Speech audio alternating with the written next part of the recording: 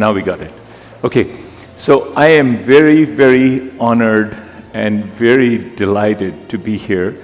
And I must thank Dr. Palas and all the people who are organizing this conference and had made it possible for me to come here and talk to you today. So my topic is Kangaroo Mother Care and the Future of Humanity. Because right here in this room, not only by the word humanity, not only I mean the survival of the human race, which you are helping to do by saving all the lives of so many babies, but also humanity in the sense of what really makes us human.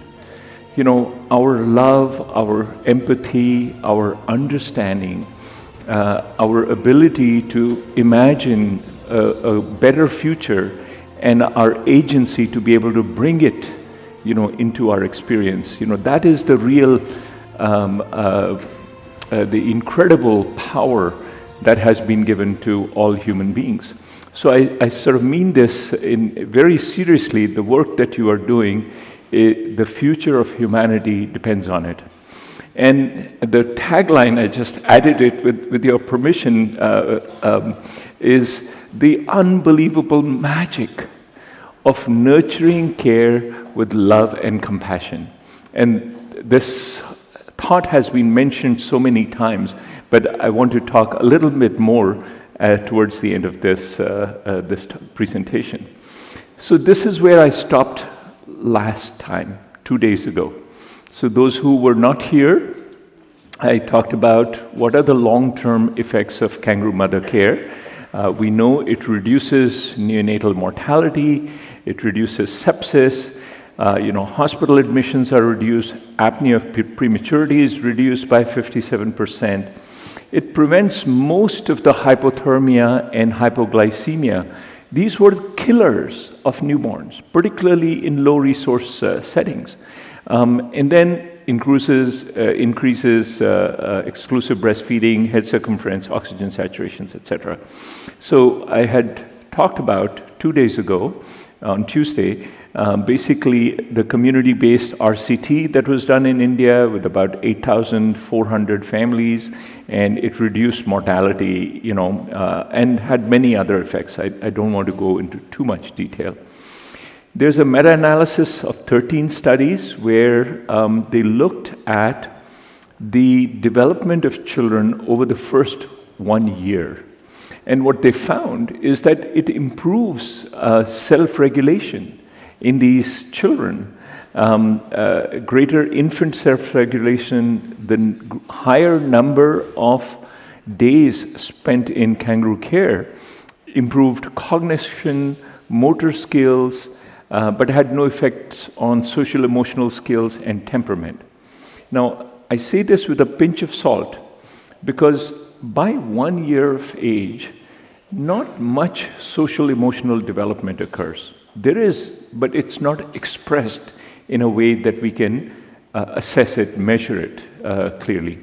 So there was also a long-term study just recently published where KMC promoted longer preschool attendance and less school absenteeism, so which I think will translate into better academic success, better outcomes, more socioeconomic opportunities. So I missed out this study in my presentation 2 days ago, and this was the first multi-center, multi-country randomized controlled trial published in New England Journal. I'm sure you're all aware of it. And there were, mainly sites in Ghana, India, Malawi, Nigeria, and Tanzania. But what this showed was incredible. It showed that for babies who were randomized, the start time of KMC, this was the intervention group, was within 1.5 hours, whereas babies who were in the control group, got the KMC at about 53 hours. The duration of KMC while babies were in the NICU was much higher. It was about 19 hours a day, whereas the duration was very little in the control group. And once they moved to the KMC ward, then the two groups were getting sufficient amount of KMC, about 20 hours a day, which is beautiful, which is fantastic. Because, that's the kind of, if you look at the old anthropology literature, 40% of nutrition in humans occurs when both mother and baby are sleeping. And only kangaroo mother care can make that possible. So it's this idea of separating mothers and babies is only about 170 years old. It's not very long ago, but prior to that, there is. Now, what did this trial do? It significantly decreased death, the early death in the neonatal period from 0 to 28 days. There was also a trend towards lower deaths in the intervention group, within the first 3 days or 72 hours after birth. But there was significant, now this was not reported in the New England Journal paper, but I did a contingency analysis and calculated the chi-square differences between these groups, and it was very significant. Hypothermia at p less than 0.005 and sepsis or suspected sepsis at was highly significant. So it made a big impact on the major killers of babies.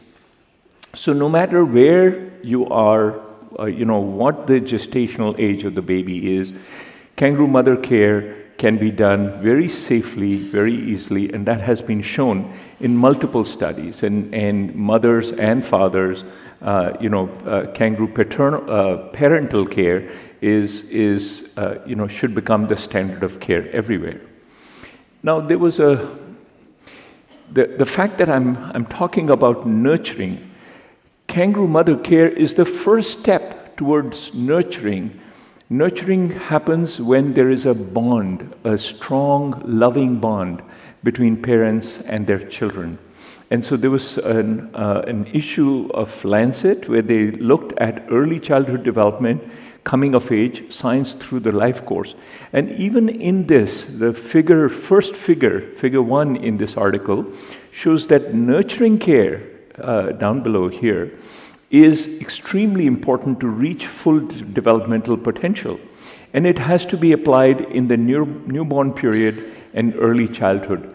The first 1,000 days, 270 days from the pregnancy, 730 days for the first 2 years. This is what then prepares these children for improved learning, academic success. It prepares them for coping skills and strategies when they're adults or adolescents.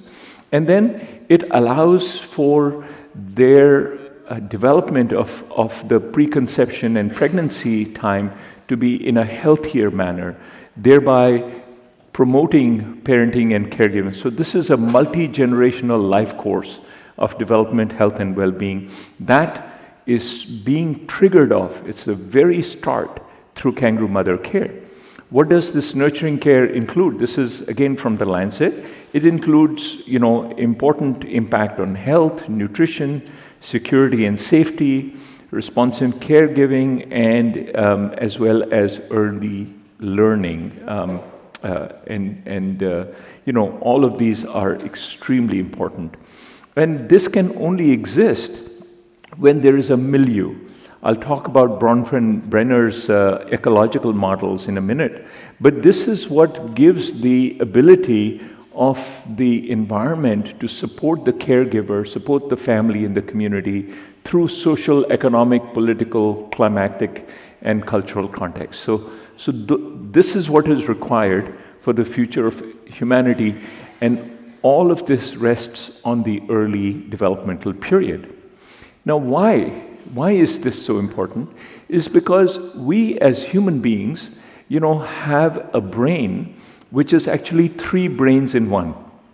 The reptilian brain, which evolved 500 million years ago, it allows us, instinctive survival. Breathing, swallowing, heartbeat, startle, all of this is instinctive behaviors are from this reptilian brain.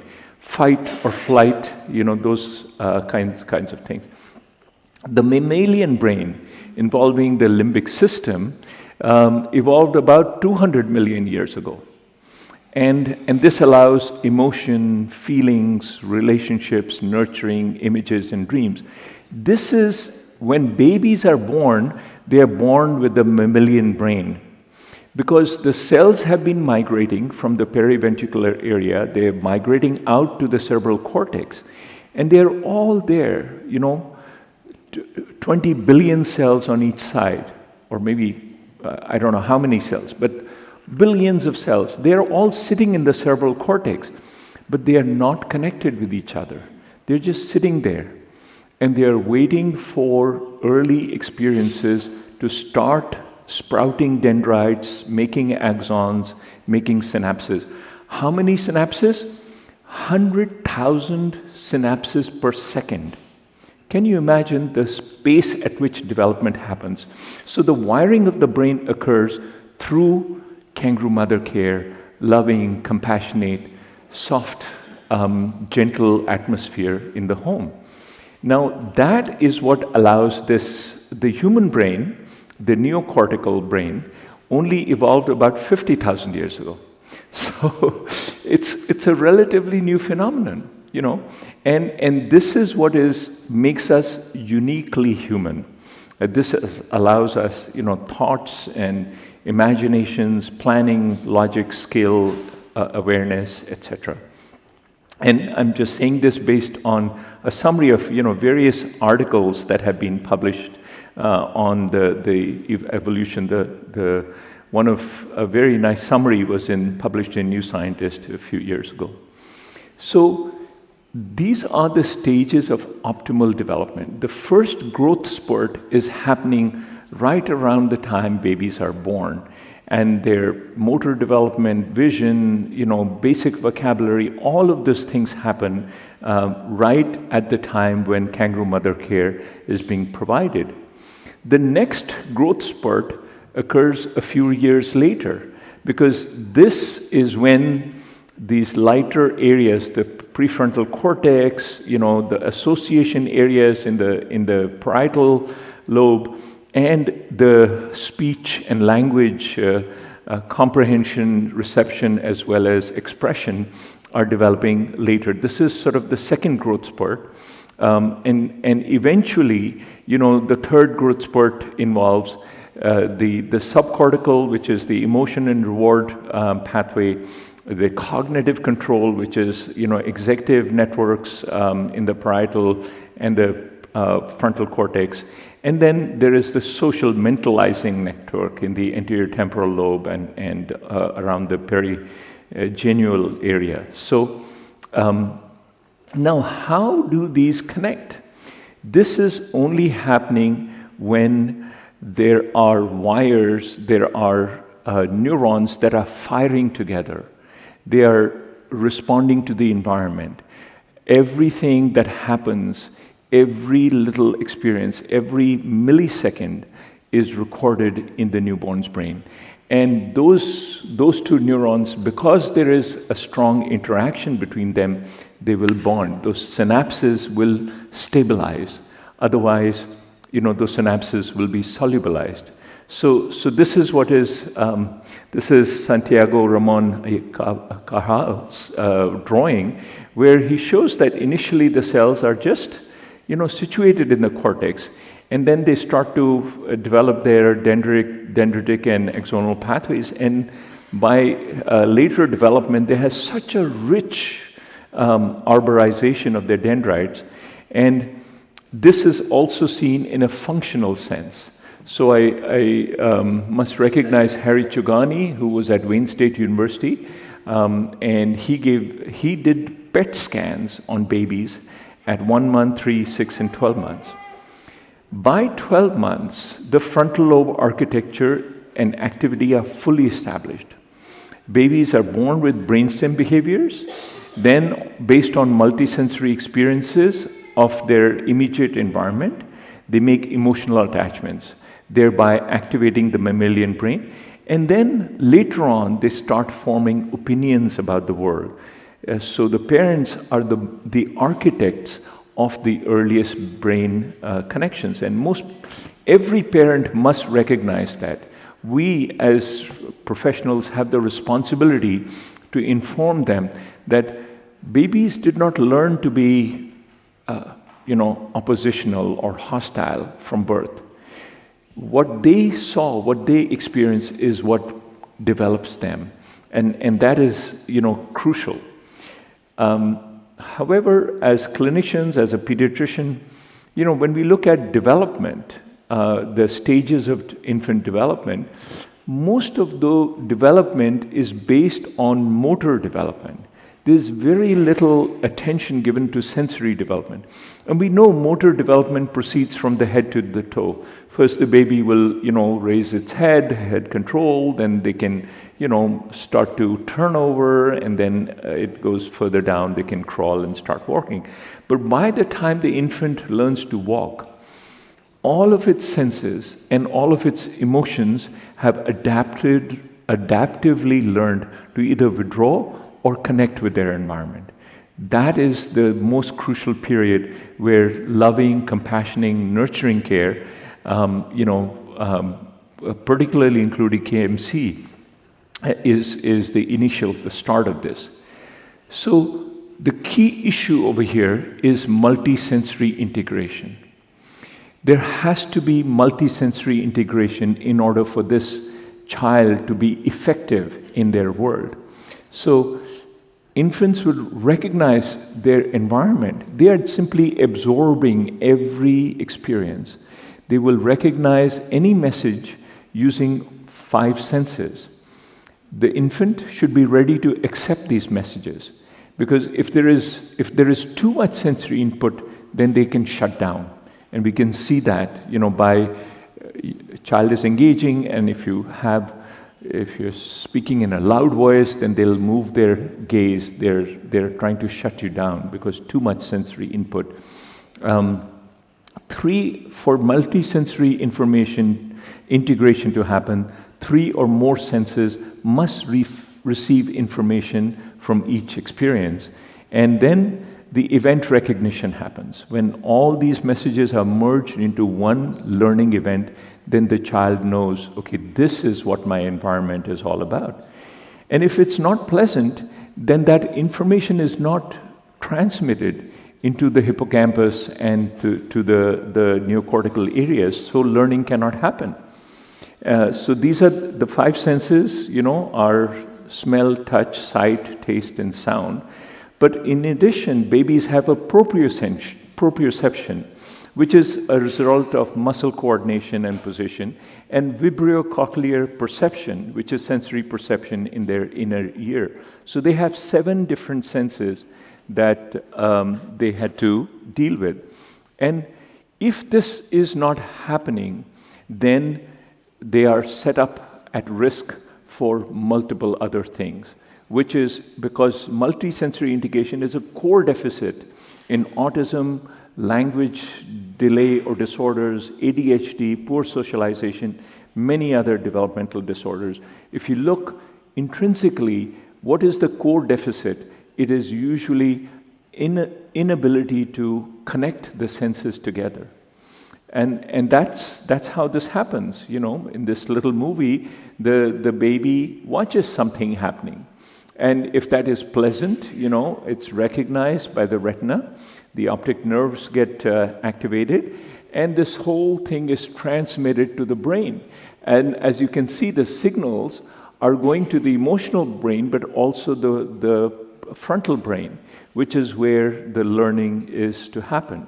So throughout the day and night, the infant learns through caregiver competencies, how much play, how many interactions, all of those things become important.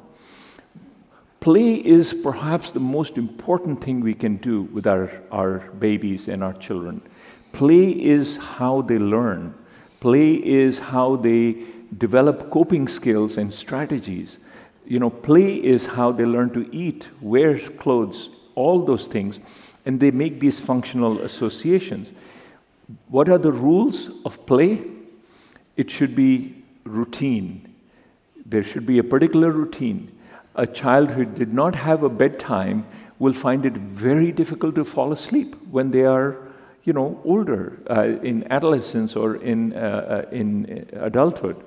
Repetition, respect, responsive care, and a state of relaxation in the So I love the presentation given on mindful kangaroo care. Why? Because the mothers are relaxed. Once they are relaxed, the babies will sense that. They can perceive that sense of relaxation and thereby help to connect their emotional brain to all of these things. So when an infant turns towards music, she's listening to it. When she starts lifting her head and neck, the back muscles are getting stronger. When she follows the face, she is developing pathways for future reading. When she gets touch therapy exercise, she's relaxing, getting attached to the caretaker. Many of the mothers in my clinic, I would tell them, okay, take the child's left leg and touch it to the right leg and touch it to the left shoulder. Take the left leg, touch it to the right shoulder. What is happening? You're connecting the two cerebral hemispheres. That's how coordination happens. A lot of children you see who've not had this tactile proprioceptive input, they are not able to connect the two cerebral hemispheres. It's so important to do that. When you're changing a diaper, softly massaging the baby, talking or singing to the baby, those are so important. What you're doing is multisensory integration. That's the key goal that babies have to fulfill. When a baby is listening and watching your lips, she's learning and understanding how to speak, the communication networks. And so if you have to play music, it's best to play it at a 4 o'clock or a 10 o'clock position, because that's how they relate, which side the music is coming from. So it helps to. And when you change a different tune, babies, become alert. They love music. So there is a relationship-based activation of these multiple senses. During the early months, there are the 4 senses that are most active: the visual, the auditory, the tactile, and the kinesthetic. And that's what must be incorporated into the play routines with our babies. And this, connects with the caregiver competencies to interact with the infant's sensory needs and perception based on their genetic and epigenetic, programming. The important thing is person to person. There's secure base, trust and bonding. And so play proceeds along a well-known pathway from sensory play to functional play to symbolic play to associative and then collaborative play. Playing pat a cake does not come before, smiling or tickling the baby's tummy or things like that. All of those things will take time, and they follow this routine of play. This you give, you receive, take and return. It's like you send a signal to the baby responds, and you receive that and react to that. And then you send a signal again, and the baby responds again. This is a beautiful symphony. It's a ballroom dance that is, exquisite to watch. And these will occur routinely for the first 2-3 years. The responsive care will have an impact on every domain of learning. And these are the 4 domains, although some experts will divide them up into 6 domains. But just for the sake of understanding, it has an important impact on sort of physical health, motor learning, social emotional learning, emotional trust and attachment, etc., cognitive development and cognitive learning, language and literacy, with 3 different subdomains in that. So talking about language, I must share with you this brief video from Dr. Patricia Kuhl. So, we've been doing studies in the laboratory at very, very young ages, starting at about 6 months, looking at how is it that children learn language? What do they need? How does language start in the early years and become a child that's literate by the age of 7? How does that happen? We've been looking at the very earliest learning that children do, and the very earliest learning is about the sounds. Every language, whether it's French or Tagalog or English, uses a particular set of sounds to distinguish words. The first job of the baby is to decide what are the sounds that are used in my language. So we've been in 8 different countries. I know there are many countries represented here. We have laboratories in 8 different countries testing how do infants hear the differences between sounds and how is it that they grow that into a language skill. So what have we learned from experiments like this all over the world? We've learned that all babies all over the world, regardless of which sounds from whatever language, any of the 600 languages you play to a baby, they hear the differences. They turn their heads at the right time. The moms and dads sitting in back of the babies cannot do that at all. What they're doing is listening to the sound changes in the language that they were exposed to in the first 7 years. But the babies can do it all. Babies are what I like to call citizens of the world. So they're this completely ready for any language that they'll be exposed to. And that's an incredible fact that our babies are born citizens of the world with that potential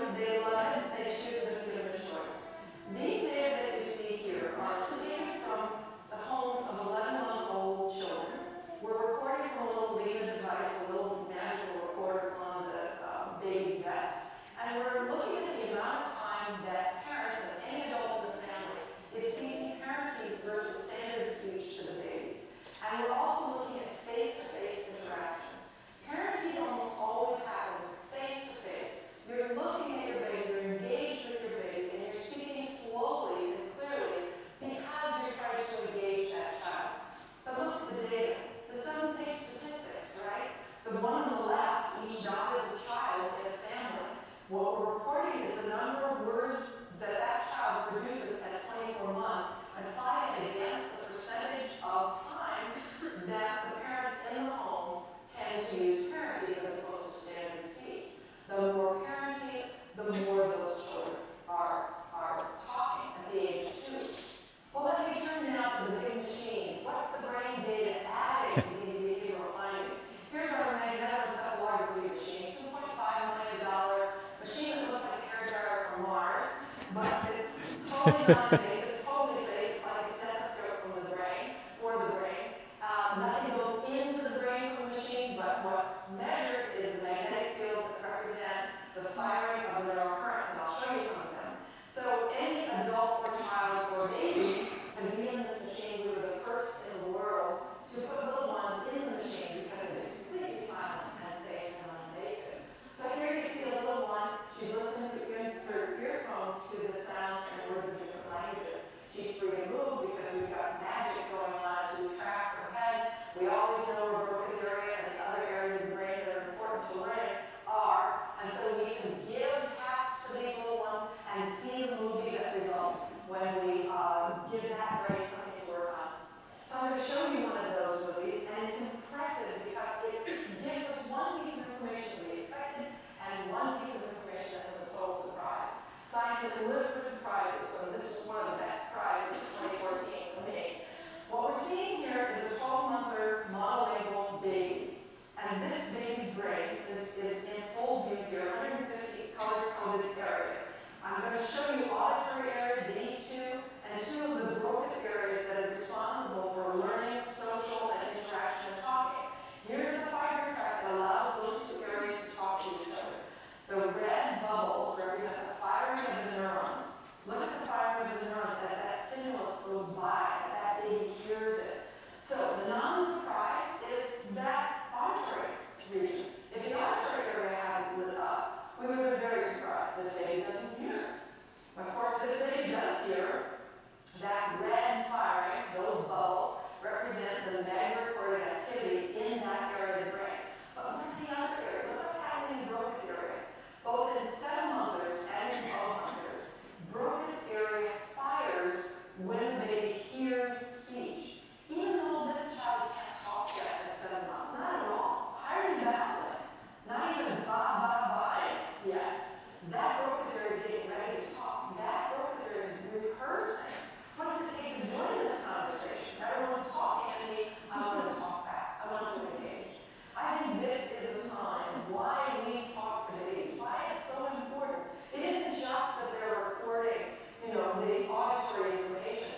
Their brain areas that talk back are getting ready. So it's vitally important that we talk to them. And that's why brain science is so important.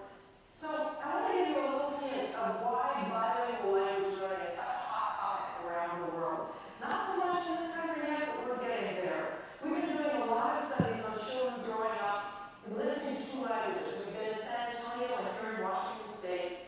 We've shown that babies are listening to 2 languages regularly. Their word counts, their sentence development, their grammar, everything on track. We do not need to worry about bilingual exposure. And in addition, they're better at cognitive flexibility. Our 11-month-old tests demonstrate that monolingual and bilingual babies are different bilingual babies better at cognitive flexibility. Watch this task that we engage our babies in to show their cognitive flexibility. A baby's given a plastic box and we put a toy in one open door. And the baby's allowed to pull it out. So they push the box and they do all kinds of things to figure out, how do I get that toy? Because they love the toy. So all of the children are capable of pulling it out. But then we change the rules. We flip the box around so the door is now open on the other side. Can they figure out how to adjust their behavior, adjust to a certain extent, be cognitively flexible, and pull it out? Now watch this little one. She's going to push the box again, go back to her old, it worked before. And so we all tend to go to the solutions that worked before. And she does not figure out in the rest of the time how to pull it out on the other side. Watch the bilingual baby. All right, same task, coming in on one side, and like all of them, they will solve that problem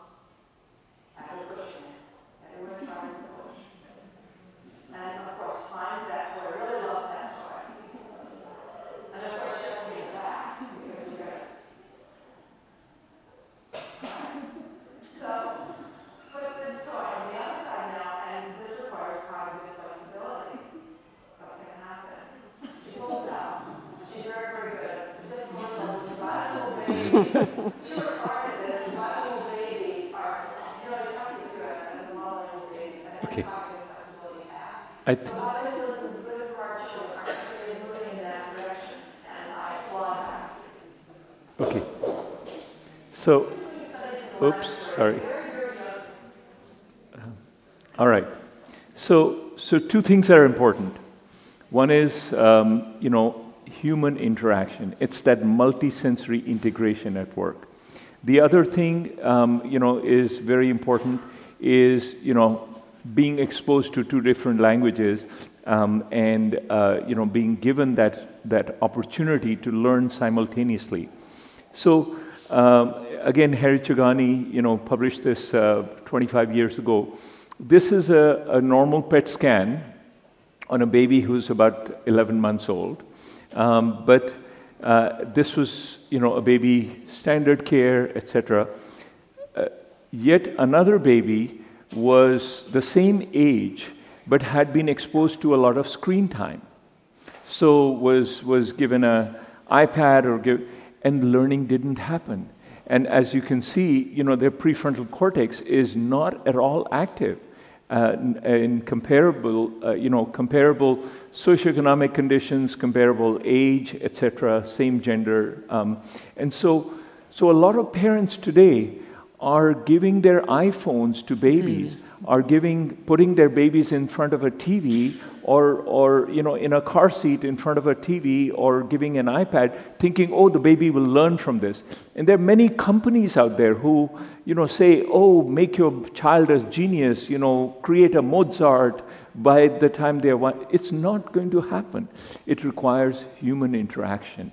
Until that multisensory integration occurs in a pleasant way, being soft, being slow, being gentle with your speech. That is what the baby needs in order to take it in and be able to, learn from it. So, this is a lot of the, if there is loud noises, if there are sudden changes, then they will withdraw. There is a threat and insecurity, and they don't learn anything.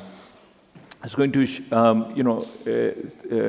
infants learn through rich language, good nutrition, caregiver happiness, health are all critically important, etc. I was going to show another YouTube video, but I'm going to skip that in the interests of time.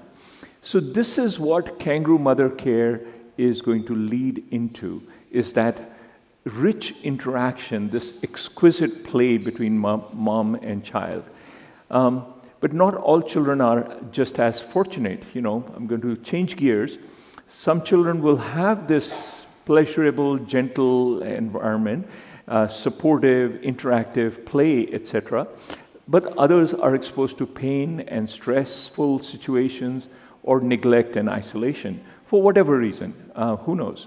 Some children grow up in a secure environment. There's no abuse. There's no loud voices or loud music to shut down their brain. There is, good nutrition, family care, etc. And some children are in insecure environment and they face adversity. And this has a lifelong impact on who they are going to grow up to be.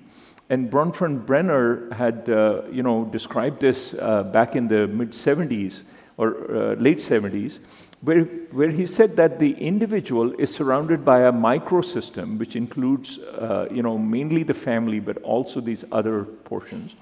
This interacts through a mesosystem with an exosystem, which is, the social services, neighborhood, community, etc. And all of this is embedded within a macro system. So this is where the political, the policies, the welfare, opportunities, etc., have an impact on this thing. And this is a figure that we published recently, about a year ago, called The Social Ecology of Childhood and Early Life Adversity, where we make the case that we have to focus on the microsystem, the mesosystem, and the exosystem successively. And so, as you know, there are many adverse childhood experiences that are producing toxic stress. The original ACEs score was based on these 10 types of ACEs. There's abuse, neglect, or household dysfunction, and these were components. But since then, this was Vincent Felletti, who was working in a Kaiser clinic in San Diego, when he discovered that there were some people who were so insecure that no matter how much they had weight loss, in their obesity clinic, they would regain the weight within 2 or 3 months once they had, graduated the program. So there are other societal factors: poverty, institutional racism, historical trauma, war, migration, neighborhood effects, etc. And all of these ACEs have an impact on future health.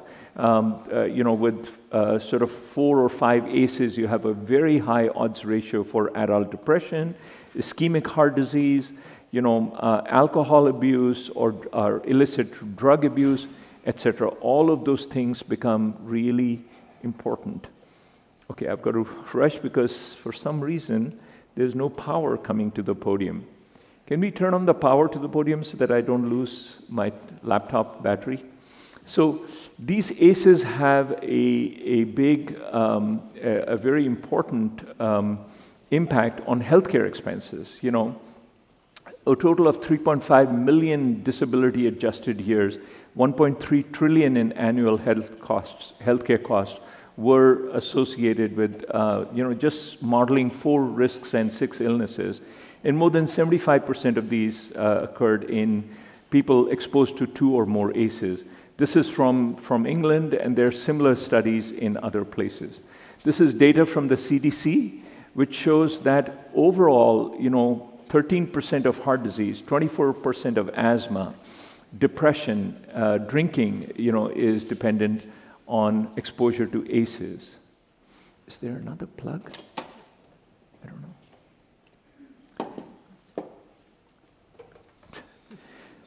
Okay, no problem.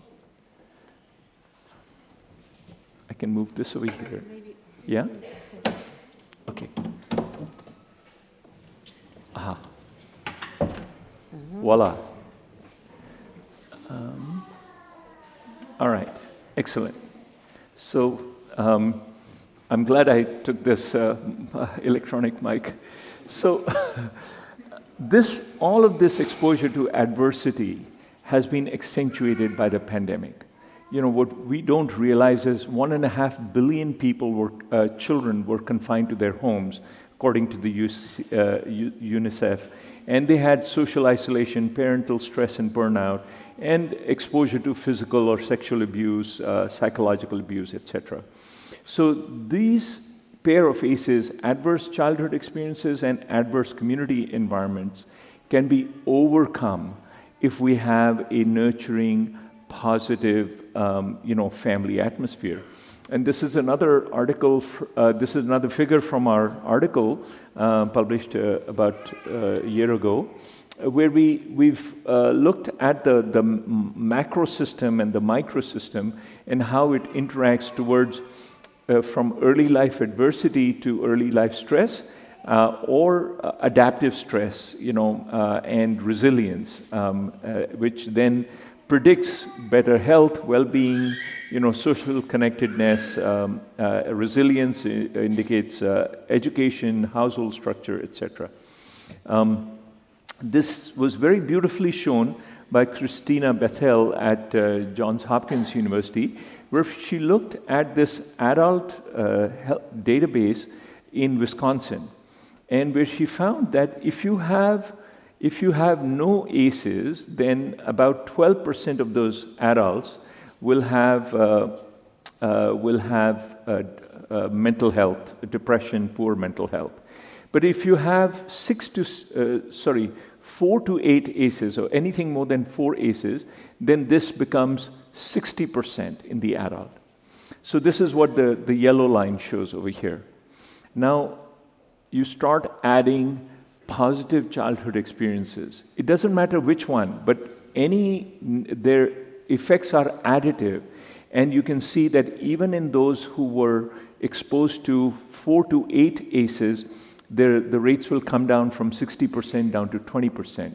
That is the impact of nurturing environments. So how can we measure it? We can, look at risk-taking behaviors, physical and mental health. These are the outputs of early life adversity. How do we measure their social and emotional inputs? Particularly, babies are nonverbal. They come from unpredictable environments. They may have unreliable historians with them. How do we look for cumulative objective measures? So what we decided in my lab is that negative experiences will cause stress, which will release cortisol. Positive bonding experiences, human interaction, will cause oxytocin release. This is the bonding hormone. So we thought if there is repetitive or prolonged stress, it leads to an allostatic load, not only in the neuroendocrine system, not only just the HPA axis, but the immune system, the autonomic system, and the brain itself gets altered. So how do we measure this? Because when you release cortisol, it lasts in your saliva for maybe 15 to 20 minutes. When you release oxytocin by, after you give a baby a hug, they release oxytocin. And this has been shown with KMC. You have more oxytocin release both in the mother and the baby. But that lasts only like 2 to 3 minutes, maybe maximum 5 minutes. So how do we assess these experiences over weeks or months? And then we hit upon this idea of measuring these hormones in hair. Why? Because hair grows at different rates in different races, but 1 centimeter of hair is approximately equal to 1 month of, it's a summative. It's not affected by diurnal variations, menstrual cycles, sleep-wake cycles, nothing like that. It is so circulating free cortisol, the active part of cortisol is bound to the hair protein as well as free oxytocin. So what we did was we developed novel assays in my lab for hair cortisol and hair oxytocin. We're the only lab in the world that can measure oxytocin in hair. So we published this about 2-3 years ago in pediatric research of our hair cortisol data. These were data collected in Memphis at the University of Tennessee. And what we found was that when babies or children were assessed at 1 year, 2 years, 3 years, and 4 years of age, so this CV1, CV2, CV3 is, are all the clinic visits. We found racial differences. There were much higher cortisol levels in the African American or the black kids as opposed to the white or the other kids. And Memphis is an area which has a lot of dichotomy in racial relations. But when you look at all 4 years, this is sort of the spread of hair cortisol levels, and they published this on the cover of that magazine. These are our initial data on hair oxytocin, ages at 1 to 4 years. But the importance of this is not showing any clear pattern, but the importance of having this measure is that we can look at a molar ratio between hair oxytocin and hair cortisol. And in my mind, this may become an objective measure of toxic stress. When there is so much stress which is not buffered by enough social interactions or positive experiences, that's when the stress can become toxic. So we plotted the hair cortisol, on the x-axis and hair oxytocin on the y-axis. There was no relationship between the two.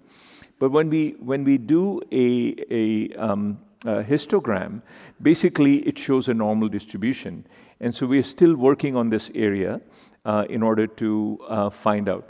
So these are some of the hypotheses we have made. Let's imagine that a child has high cortisol levels and low oxytocin levels. I would expect them to have, chronic stress or adverse childhood experiences. On the other hand, where they have high oxytocin levels and low cortisol levels, I would feel that they have nurturing. They probably had KMC when they were, in their newborn group. And so, they have become who they have become. We are what we think. Everything that we are arises from our thoughts. And that's how the KMC can channel the right kinds of connections that we want babies and infants to develop. We also, from the same hair sample where we measured cortisol and oxytocin, we also identified 191 proteins by cross-referencing the Allen Brain Atlas and the Human Brain Protein Atlas. And we found that there are 191 proteins in the hair shaft that are only otherwise expressed in the brain. So now you might think that this is crazy. How could it be so? That proteins that only are expressed in the brain are also present in hair. But when you look at the embryology, the scalp hair develops from the neuroectoderm, which is the same area that is developing, that the brain is developing from. And we looked at the top 5% hair proteins, did an ingenuity pathway analysis, but we found a lot of hair proteins are associated with brain development in terms of axonal guidance, gap junction signaling. There are some pathways like the corticotrophin releasing hormones. There is, the ACTH signaling pathway, glucocorticoid receptor signaling. All of those things are represented in the hair proteins.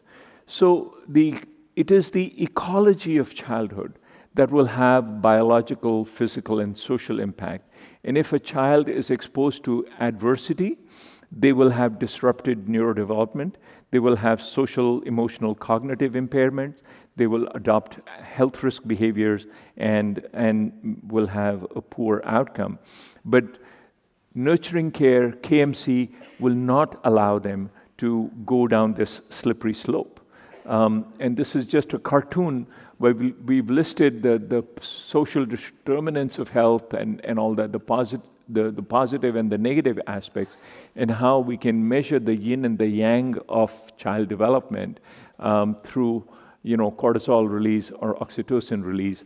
This is a figure that I showed two days ago, where you have either top-down regulation of the emotions and thoughts versus bottom-up regulation of emotions and thought. So I'll close over here. I had shared this commentary which summarizes some of the scientific data for love and compassion and how that has an impact on outcomes. And when this was published, I got a lot of emails from people saying, "Are you crazy? This is not, professional. You should have a clinical professionalism and so on." So I think what people interpreted this was love as being an aspect of romance and leading to sexuality and things like that. Whereas, in my opinion, love is not that. I published this article a year later where I talked about love as the source of creation. And I've argued how the gravitational pull that holds all the protons, the positively charged particles within one nucleus, are held through this attractive force of love. It's also a primal force in nature. You can see that all around you. You see nature is degraded, but the moment human beings in any one area start loving and respecting nature, things rebound much faster. Jane Goodall found that with the coral reefs, found that with many rivers in Africa. Love is also a glue that holds the family and society together. And as human beings, we have the opportunity to have 4 evolutionary stages of love, which I can. So many other crazy people like me may have discovered this for themselves. So Walter Scott said, "Love rules the court, the camp, the grove, and men below and saints above, for love is heaven, heaven is love." And Mozart saying, "Love, love, love, that is the soul of genius." So I go back to the teachings of my spiritual master, who says, love as a thought is truth. Love as action is right conduct, right action. Love as a feeling is peace. And love as an understanding, gets us to be nonviolent. he implores, saying that duty without love is deplorable. So if we are doing our duty without love and compassion, it's deplorable. Duty with love is desirable, of course, but love without duty is truly divine. I will conclude over here, proposing that the future of humanity rests on this incredible magic of nurturing care with love and compassion. KMC starts that process, and it is necessary for human survival. The nurturing care shapes architecture, synaptic connections to the cortex. The infant is expectant for this learning and language through multi-sensory integration. Adverse childhood experiences will have lifelong effects, and then hair cortisol, hair oxytocin could be biomarkers for this childhood wellness, whereas hair proteins can offer some mechanistic insights. So I'll stop over here, and in the interest of time, not read any more poetry. Thank you.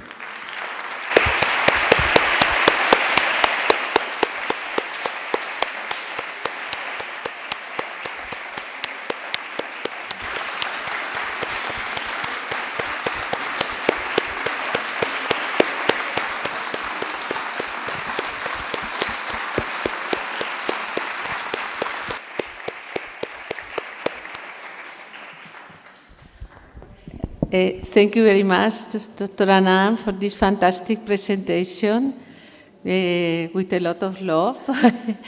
I think that we have some minutes for some questions or comments. Without words. I don't know. So I have a question. Hello? Yes. Is this okay? Yes, yes. Yeah, so I have a question in terms of, are there any randomized control trials of kangaroo mother care happening in the world? Because I would love to start collaborating and getting a hair sample from those babies once they're 3 months or 6 months old. So if you, if you're planning a randomized trial or some kind of a, sequential trial of introducing kangaroo mother care, I would love to be able to collaborate with you.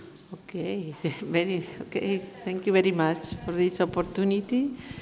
Is the question over there? No, please. No. Okay. Good evening. My name is Sandra Vogler. The presentation was amazing. Thank you so much.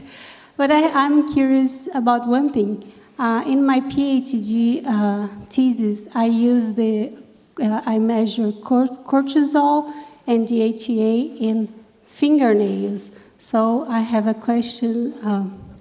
It's more like, it would be a question. Why you didn't choose fingernails instead the hair for that?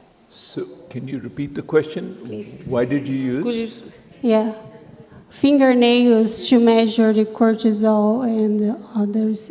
Oh. Why do you prefer hair instead the fingernails? Okay. So it's simply because hair is it's like time-lapse photography. Hair is growing continuously when you're sleeping, waking, etc. And we can measure cortisol in many different ways. We can measure it in sweat, we can measure it in saliva, etc., etc. But those are snapshots. And so what we wanted to capture is a time frame of the period when development happens. So development happens over months, not over hours or days. And so from the hair, if the hair is long enough, we can measure up to 6 months of how much stress. It's a summative measure of how much stress was experienced. So that's why we hit upon this idea of measuring hair cortisol. We have developed a completely new method. It's published. Many labs are using that, and our methodology is about 3 times more sensitive and specific than the other methodologies of hair cortisol. So, as I said, my PhD thesis was about the fingernails cortisol. So it's also measure long-term, like the hair. So so the advantage of the fingernails is, no, I will not talk about that right now. But I would like to compare like the hair cortisol and fingernails, because both measure the chronic stress. So maybe we can do some research in the future. So thank you so much. Yeah, it would be a great way to validate the two measurements together, no question about it. And I want to clarify, we don't pluck the hair. We trim the hair close to the scalp, so it's painless. No stress, no pain. I don't know. Dr. Anand, in our unit, we try to motivate parents to read the stories to the babies during the admission. What do you think about this in the maternal language? I think that is fantastic. I think that is a great way, to engage the mother and engage the baby's attention, basically, while they're doing kangaroo care. The key thing is to also observe the baby, because at a time when they are tired, when there's too much input, then they will shut down. And so you want to be avoiding. There was this one picture where, the baby with the father and his open eyes and focusing, and that connection, that human connection is there. That baby is ready for whatever input the parent wants to give. So I think people who are trained in NITCAP, they're very astute in observing, how the baby responds, and most parents, I would say 99% of parents will just understand that intuitively. They over time they come to learn and understand it intuitively. Okay. No more question.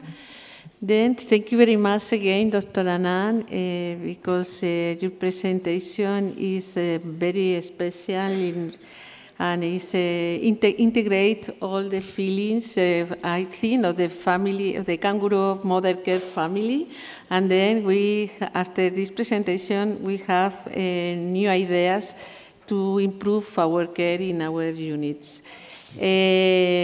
Now we go to the last presentation with the best posters, and after this session, the closing ceremony. Thank you. Thank you very much. Thank you.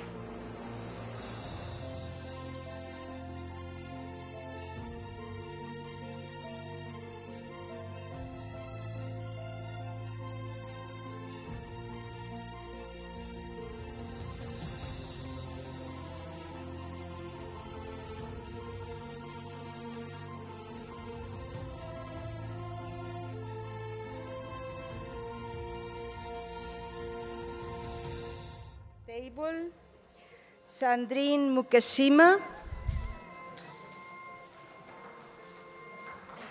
Sandrine.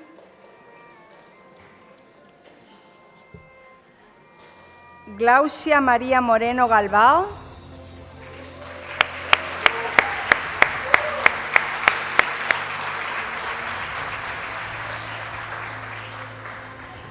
Caroline Lode.